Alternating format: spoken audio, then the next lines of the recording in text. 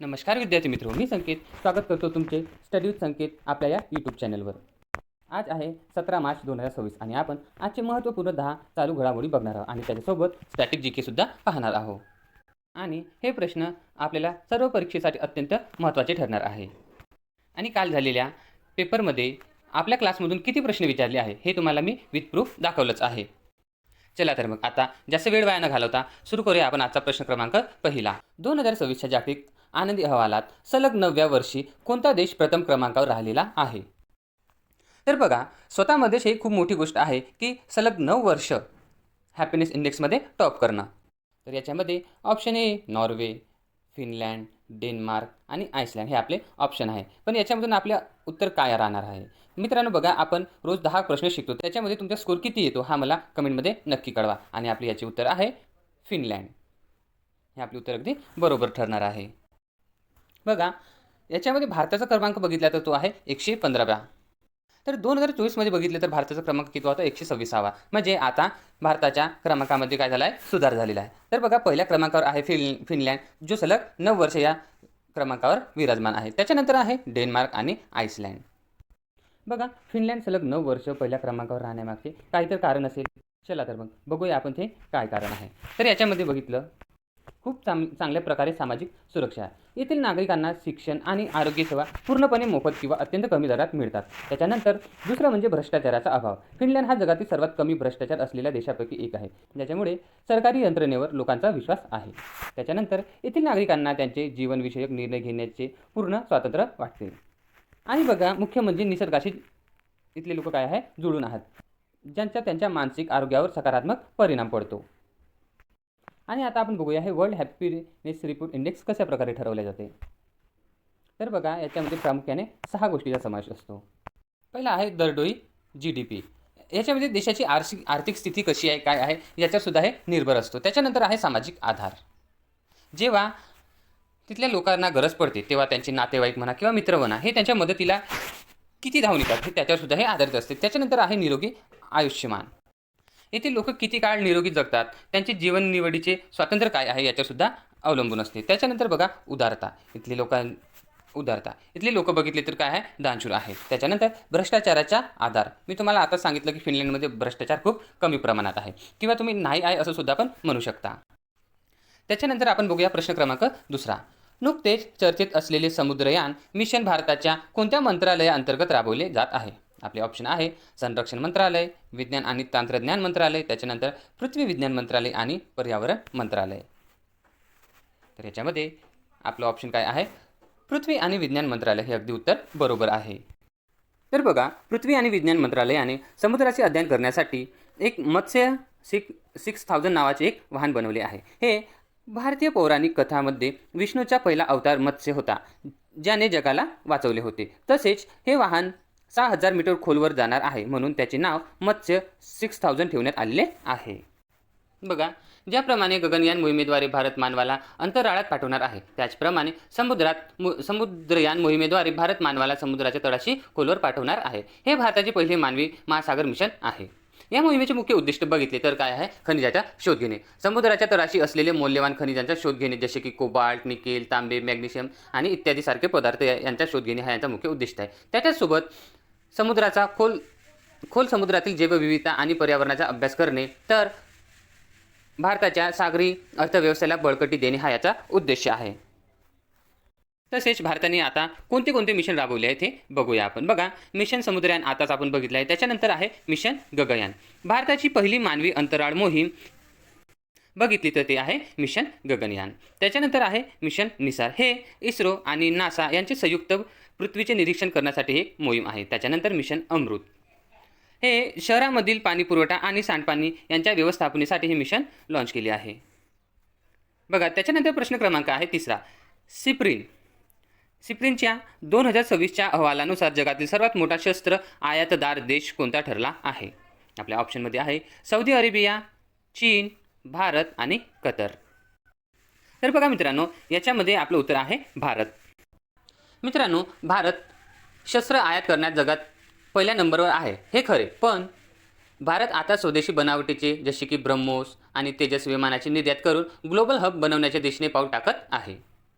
बघा मित्रांनो, सिप्री याचे मुख्य कार्य काय आहे, तर ही संस्था जगभरातील शस्त्रांचा व्यापार, लष्करी खर्च आणि निशस्त्रीकरण यावर लक्ष ठेवून दरवर्षी आपला अहवाल प्रसिद्ध करतो.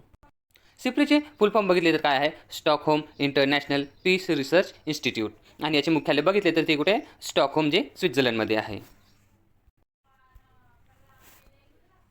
आणि मित्रांनो, आपण याचे काही महत्त्वाचे मुद्दे बघू. याच्यात बघा, फॅक्ट नंबर 1, आयात करण्यात भारत प्रथम क्रमांक असला तरी शस्त्र निर्यात करण्यात अमेरिका जगातील कोणत्या क्रमांकावर आहे, पहिल्या क्रमांकावर आहे. आणि जगातील एकूण शस्त्रापैकी 40% पेक्षा जास्त शस्त्रे एकटा अमेरिका विकतो.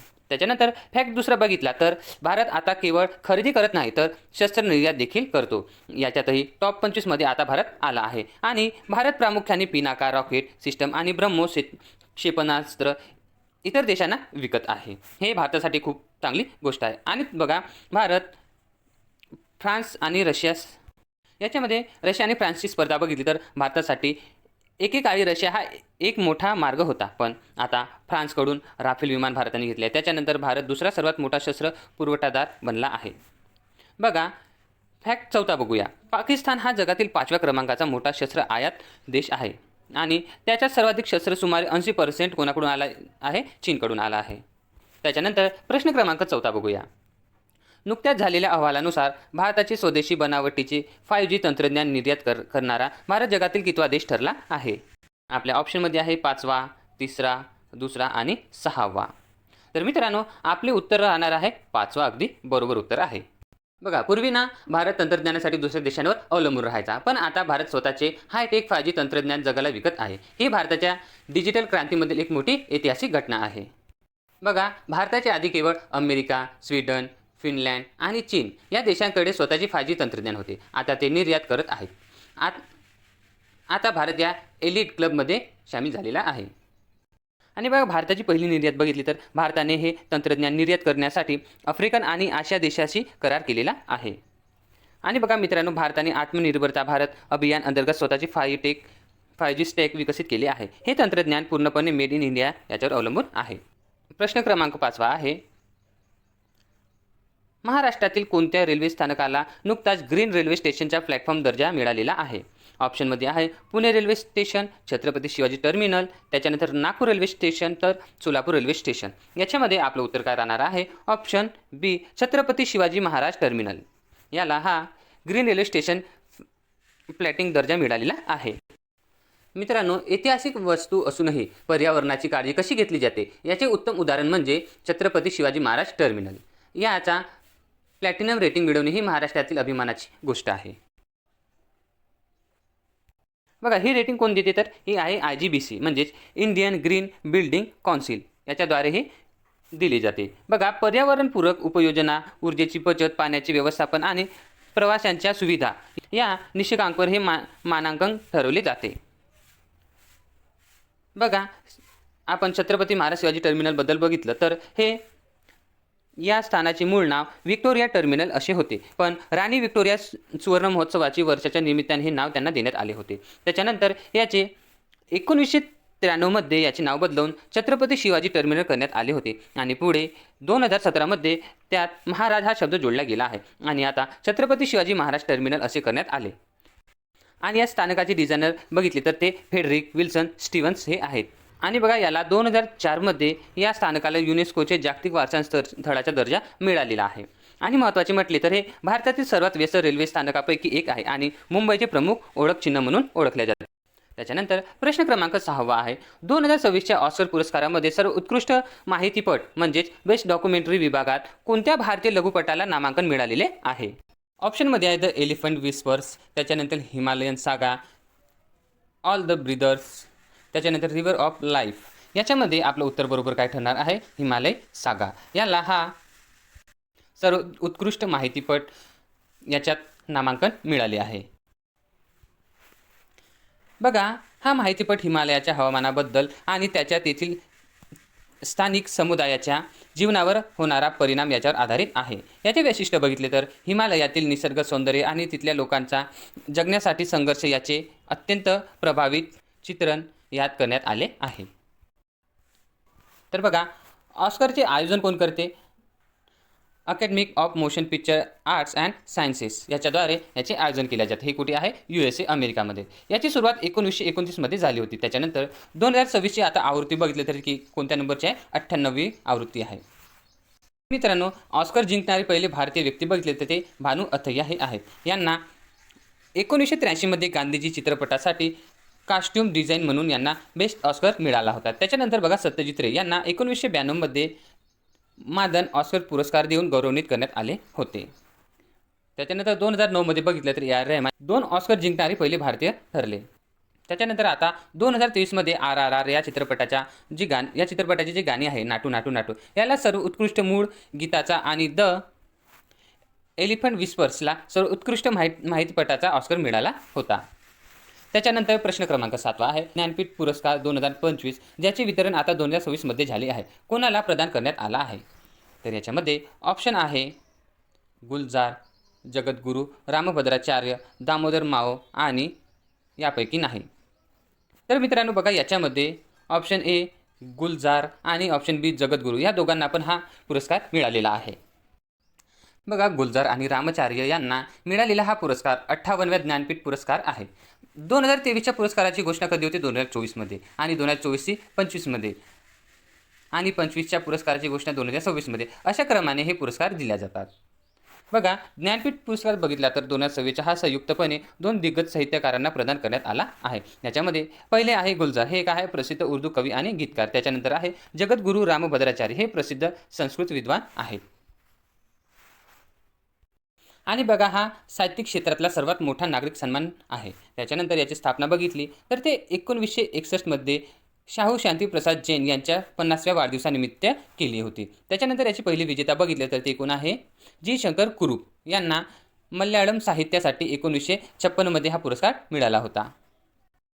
आणि पहिली महिला विजेता बघितली तर कोणत्या आहे? आशापूर्णा देवी यांना बंगाल साहित्यासाठी हा पुरस्कार मिळाला. त्याच्यानंतर पुरस्काराचे स्वरूप बघितले तर 11 लाख रुपये रोख रक्कम आणि सन्मानपत्र आणि वाद्वे देवी म्हणजे सरस्वतीची कास्यमूर्ती दिली जाते. याच्यात पात्रता बघितली तर भारतीय राज्यघटनेत 8व्या अनुसूचित 22 भाषा आणि इंग्रजी भाषेची लेखनासाठी हा पुरस्कार दिला जातो. अमिताभ घोष यांना पहिल्यांदा इंग्रजीसाठी हा पुरस्कार मिळाला होता.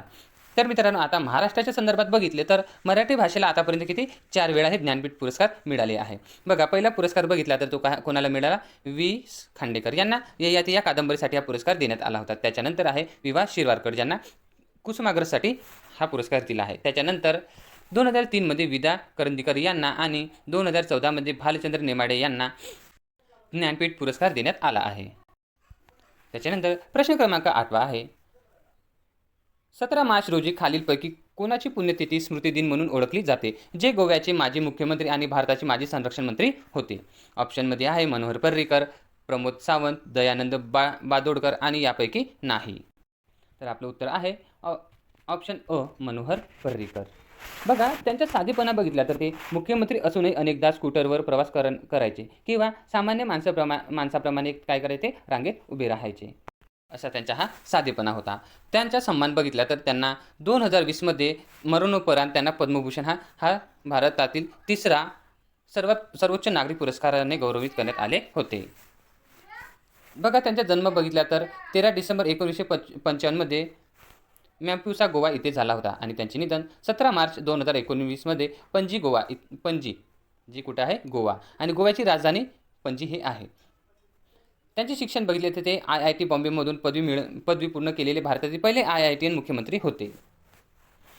त्याच्यानंतर गोव्याचे मुख्यमंत्री बघितले तर त्यांनी एकूण 4 वेळा गोव्याचे मुख्यमंत्री म्हणून शपथ घेतली होती आणि गोव्याच्या राजकारणात आणि विकासात त्यांच्या सिंहाचा वाटा आहे. भारताचे संरक्षण मंत्री म्हणून त्यांनी 2014 ते 2017पर्यंत कार्यरत होते. तसेच प्रधानमंत्री नरेंद्र मोदी यांच्या पहिल्या कार्यकाळात त्यांनी भारताचे संरक्षण मंत्री म्हणून काय केले आहे? काम केले आहे. त्यांच्याच कार्यात भारताने पाकिस्तानवर ऐतिहासिक सर्जिकल स्ट्राईक केली होती. त्याच्यानंतर प्रश्न क्रमांक 9 बघितला तर भारत आणि कोणत्या देशादरम्यान फार्मा न्यूट्रल ट्रेड कॉरिडॉर याची सुरुवात करण्यात आली आहे? ऑप्शन ए आहे उझबेकिस्तान, ऑप्शन बी आहे पाकिस्तान, ऑप्शन सी इराण आणि ऑप्शन डी इंडोनेशिया. बघा आपले उत्तर आहे उझबेकिस्तान. हे अगदी उत्तर बरोबर आहे. बघा भारत आणि उझबेकिस्तानने मिळून फार्मा न्यूट्रा ट्रेड कॉरिडॉर सुरू केले आहे. भारतीय उत्पादनात कॉमनवेल्थ ऑफ इंडिपेंडेंट स्टेट्स आणि युरेशिया आरोग्य सेवा बाजाराशी जोडण्यासाठी भारताने हा व्यापार कॉरिडॉर सुरू केला आहे. बघा, याची उद्दिष्ट बघितली तर भारतीय औषधे युरेशिया बाजारपेठापर्यंत पोहोचवणे सोपे होईल आणि आरोग्य क्षेत्रात व्यापार वाढवण्यास मदत होईल. फार्मा आणि न्यूट्रास्युटिकल उद्योगात प्रोत्साहन मिळेल. युरेशियाबद्दल बघितलं तर युरोप आणि आशिया खंडांना मिळून तयार झालेला भूभाग म्हणजे युरेशिया. त्याच्यानंतर उझबेकिस्तानची राजधानी बघितली तर ते काय आहे, ताशकंद. इथले चलन बघितले तर ते आहे उझबेकिस्तानी सोम आणि इथली अधिकृत भाषा आहे उझबेक ही इथली अधिकृत भाषा आहे. आणि इथले राष्ट्रपती बघितले तर ते कोण आहे, शौकत मिर्झियोयेव.